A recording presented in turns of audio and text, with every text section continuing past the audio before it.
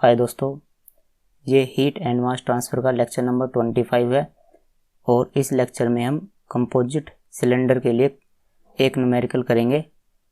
तो चलिए न्यूमेरिकल देखते हैं। देखिए, ये कुछ फॉर्मूले हैं जो हमने ड्राइव किए थे पिछली वाली वीडियो में। ये होलो सिलेंडर के लिए फॉर्मूला है और ये फॉर्मूला कंपोजिट सिलेंडर के लिए है। तो चलिए जो हमारे पास क्वेश्चन है उसे देखते हैं। A standard cast iron pipe inner diameter 50 mm and outer diameter 55 mm is insulated with 85% magnesium insulation. तो हमारे पास क्या है, कास्ट आयरन पाइप है। ये जो ग्रीन वाला है ये क्या है, कास्ट आयरन पाइप, और इसके ऊपर की जो लेयर है ये क्या है, इंसुलेशन है। ये मैग्नीशियम की इंसुलेशन है। और जो कास्ट आयरन पाइप है इसके लिए इनर डायमीटर 50, तो इसे हम यहाँ पर बना लेते हैं। जैसे कि ये कास्ट आयरन पाइप की इनर रेडियस है। देखो इनर डायमीटर कितना है, 50 mm, तो जो इनर रेडियस हो जाएगी वो 25 mm हो जाएगी। और जो कास्ट आयरन पाइप का आउटर डायमीटर है वो कितना, 55 mm, तो इसके लिए आउटर रेडियस कितनी हो जाएगी, 55/2 mm। और देखिए जो 85% मैग्नीशियम इंसुलेशन है, देखो ये इसका नाम ही है 85%, बाकी इसमें 85% का कुछ मतलब नहीं है। और जो इसकी थर्मल कंडक्टिविटी कितनी दे रखी है, 0.02। तो हम मान लेते हैं कि जो कास्ट आयरन है उसकी कंडक्टिविटी को K1 से रिप्रेजेंट किया जाता है और जो इंसुलेशन है इसकी कंडक्टिविटी को K2 से रिप्रेजेंट किया जाता है। तो हम कह सकते हैं कि जो K2 है वो हमारे पास कितना है, 0.02 वोट पर मीटर पर डिग्री सेल्सियस। और हम मान सकते हैं कि जो ये रेडियस है ये वाली ये R1 है और ये वाली रेडियस R2 है। और इस तरह से जो ये वाली जो रेडियस है इंसुलेशन की वो क्या है, R3 है। तो हम यहाँ लिख लेते हैं कि जो R1 है वो कितना है, 25 mm, और R2 कितना है आपके पास, 55/2 mm। चलिए क्वेश्चन देखते हैं आगे। Temperature at the interface between the pipe and insulation is 300 degree Celsius.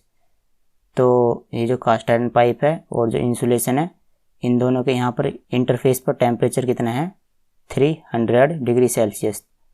तो अगर हम माने कि यहाँ पर जो टेम्परेचर है वो कितना है, T1, और इंटरफेस पर T2, और यहाँ आउटसाइड में अगर टेम्परेचर T3 है तो जो इंटरफेस टेम्परेचर क्या है, T2।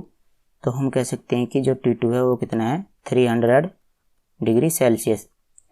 The allowable heat loss through the pipe is 600 vote पर मीटर लेंथ ऑफ पाइप।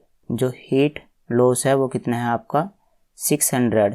तो heat loss per unit length वो कितना है, 600 वोट पर metre. The temperature of outside surface of insulation must not exceed 100 degree Celsius. तो ये जो outside layer का टेम्परेचर है इसका मतलब क्या है, T3, वो 100 डिग्री सेल्सियस से एक्सीड नहीं करना चाहिए, 100 डिग्री सेल्सियस से ज़्यादा नहीं होना चाहिए। तो T3 हमारे पास कितना है, 100 डिग्री सेल्सियस। तो हमारे पास दो टेम्परेचर हैं, T2 और T3, और रेडियस है हमारे पास R1 R2, और थर्मल कंडक्टिविटी K2 भी दे रखी है हमें। यहाँ देखिए हमें क्या डिटरमाइन करना है, minimum thickness of insulation required. तो जो इंसुलेशन की थिकनेस है, मतलब कि ये जो इस तरह से ये जो थिकनेस है ये हमें कैलकुलेट करनी है।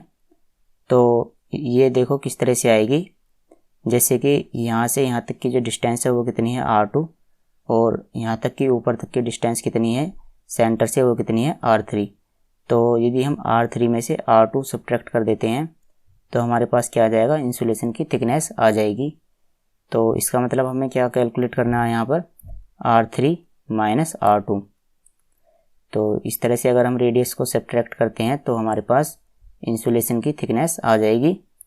और सेकंड वाले पार्ट में the temperature of inside surface of pipe.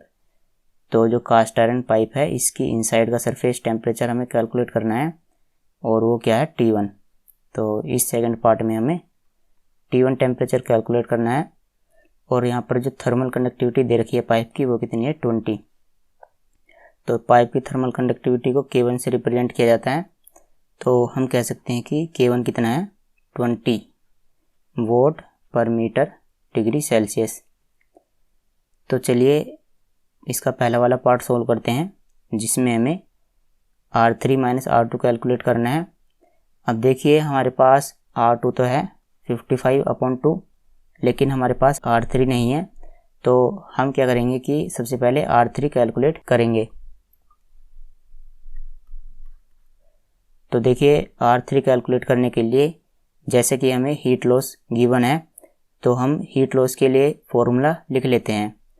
देखो यहाँ पर 2 लेयर हैं, तो ये हमें पता होता है कि जो रेट ऑफ हीट ट्रांसफ़र होता है वो प्रत्येक लेयर के लिए अलग अलग इक्वल होता है।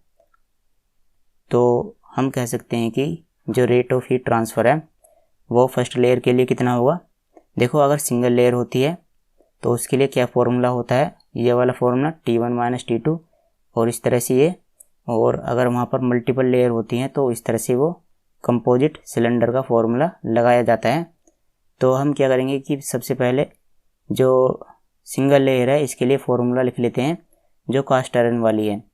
तो इसके लिए क्या फॉर्मूला रहेगा, देखो यहाँ पर टेम्परेचर कितना है T1, यहाँ पर T2।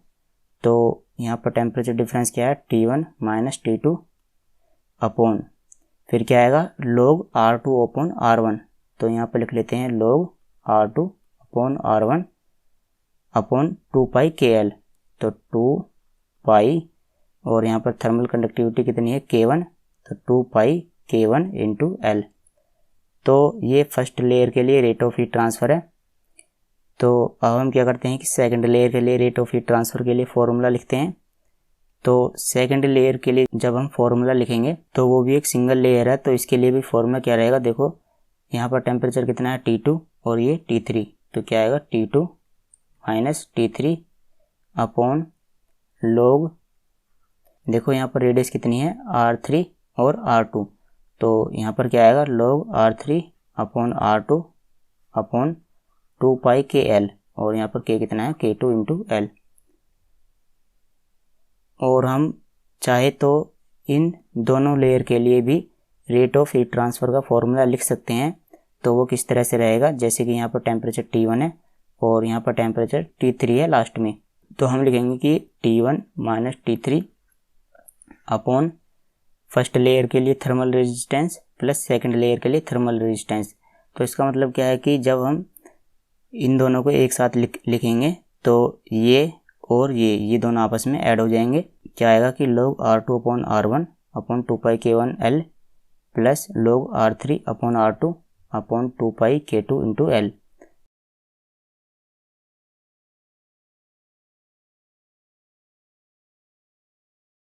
तो ये जो फॉर्मूला है ये किसके लिए है, ये इन दोनों लेयर के लिए है। तो चलिए जैसे कि हमें यहाँ पर क्या कैलकुलेट करना है R3। तो R3 के लिए हम क्या करेंगे कि यहाँ पर देखो क्या है R3 है, तो हम ये वाला एक्सप्रेशन लेंगे और उसके साथ में हम Q की वैल्यू रखेंगे। तो सबसे पहले हम क्या करते हैं कि Q और ये इन दोनों को हम एक साथ लिख लेते हैं, क्योंकि देखो हमें R3 कैलकुलेट करना है, R3 तो इस एक्सप्रेशन में नहीं है, तो हम ये वाली एक्सप्रेशन को लेंगे। तो फर्स्ट और थर्ड को एक साथ लिख लेते हैं। तो Q equal to T2 minus T3 upon log R3 upon R2 upon 2 pi K2 into L। तो देखिए हम यहाँ पर सभी की वैल्यू रख देते हैं। तो हीट की वैल्यू कितनी है यहाँ पर 600 और T2 टेम्परेचर यहाँ पर देखो कितना है, T2 है आपका 300 और T3 100।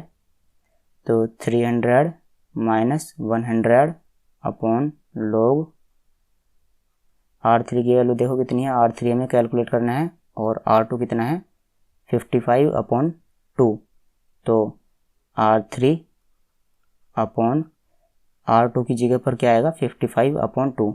तो 55/2 अपॉन देखो ये क्या है 2 पाई K2 इंटू L। तो 2 पाई इंटू K2 की वैल्यू कितनी है, देखो K2 की वैल्यू कितनी है 0.02।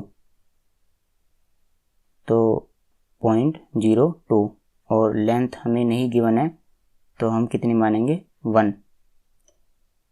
तो देखो यहाँ पर केवल और केवल R3 अननोन है, तो इसे सोल्व करने पर R3 की वैल्यू आ जाएगी, क्योंकि देखो यहाँ पर R3 जो है वो log के इनसाइड है। तो इसे मैं आपको सोल्व करके बताता हूँ कि इसे किस तरह से सोल्व करेंगे। देखिए 600 इक्वल टू ये कितना आएगा 200 इंटू ये जो नीचे वाली टर्म है ये कहाँ लिखी जाएंगी ऊपर, तो 2 pi into 0.02 upon log R3 upon 55 into 2।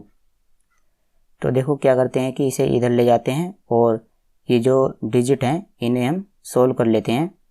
तो log 2R3 upon 55 equal to, तो देखो जब हम इन्हें सोल्व करेंगे हमारे पास कितनी वैल्यू आएगी 0.04188। अब देखिए जो इसमें बताने वाली बात है वो ये है कि जब हम इसे सोल्व करेंगे तो किस तरह से सोल्व करेंगे। देखो जब हम log को इधर की तरफ लाएंगे तो ये क्या बन जाएगा, देखो 2R3 upon 55 equal to e की पावर 0.04188।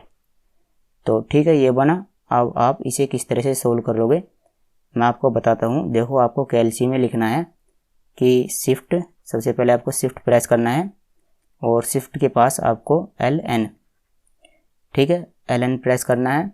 तो आपका क्या हो जाएगा कि आपको ई का निशान दिखाई देगा और फिर ई का निशान बना करके आपको क्या करना है कि यहाँ पर एक ब्रैकेट बनाना है और ब्रैकेट में ये जो वैल्यू है 0.04188 ये इस तरह से लिख देनी है और इसके बाद ब्रैकेट को बंद कर देना है। इसके बाद आप एंटर प्रेस करोगे तो एंटर प्रेस करने के बाद इसकी वैल्यू आ जाएगी। तो यहाँ पर क्या है 2R3 अपॉन 55 इक्वल टू इसकी वैल्यू आएगी 1.04276, ठीक है। तो इस तरह से इसकी वैल्यू आ गई। अब हम यहाँ से आसानी से R3 की वैल्यू कैलकुलेट कर लेंगे। तो यहाँ से R3 की वैल्यू आएगी 28.67 और इसकी यूनिट क्या रहेगी mm। यहाँ से R3 की वैल्यू आ गई। तो हम क्या करते हैं कि जो हमारे पास ये जो सेकंड लेयर है इंसुलेशन की, तो इसकी थिकनेस निकाल लेते हैं। तो यहाँ से लिख लेते हैं कि थिकनेस, तो किस तरह से आएगी वो R3 माइनस R2। R3 की वैल्यू कितनी है 28.67 और R2 की वैल्यू कितनी है 55/2। तो इसे सब्ट्रैक्ट करेंगे तो ये आएगा 1.17 mm। तो जो हमारे पास इंसुलेशन है 85% मैग्नीशियम की, उसकी थिकनेस कितनी है 1.17 mm। अब देखो सेकंड पार्ट इसका सोल्व करते हैं और जिसमें हमें कैलकुलेट करना है T1 टेम्परेचर। तो T1 टेम्परेचर के लिए हम क्या करते हैं कि जो ये जो है फर्स्ट और सेकंड इन दोनों को लिखते हैं, क्योंकि यहाँ पर क्या है T1 और हमारे पास सारा का सारा डेटा गिवन है।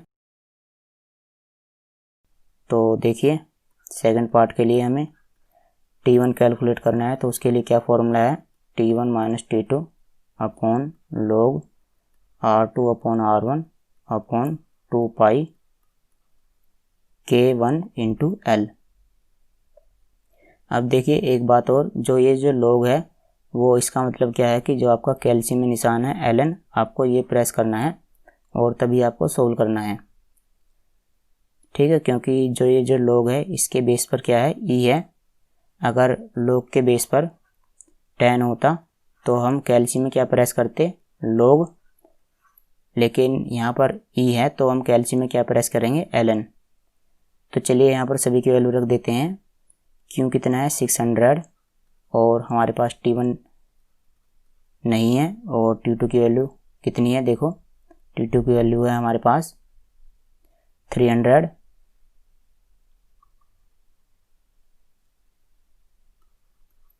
Upon log R2 upon R1। तो R2 हमारे पास कितना है, देखो R2 कितना है 55/2 और R1 कितना है 25।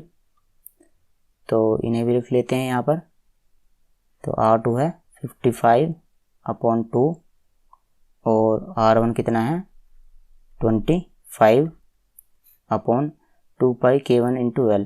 तो 2 पाई और जो उसकी कंडक्टिविटी है कास्ट आयरन पाइप की वो है 20 और लेंथ कितनी है 1। तो यहाँ से आसानी से T1 की वैल्यू कैलकुलेट हो जाएगी। बस आपको ध्यान ये रखना है कि जो log है इसकी जगह पर आपको ln प्रेस करना है कैल्सी में। तो T1 की यहाँ से वैल्यू आएगी 300.45 और इसकी यूनिट क्या है डिग्री सेल्सियस। तो दोस्तों आज की वीडियो में इतना ही। अगली वाली वीडियो में हम कंपोजिट सिलेंडर के लिए और न्यूमेरिकल करेंगे, जिससे कि जो सभी तरह के न्यूमेरिकल हैं एकेडमिक के लिए वो सभी कवर हो जाएं।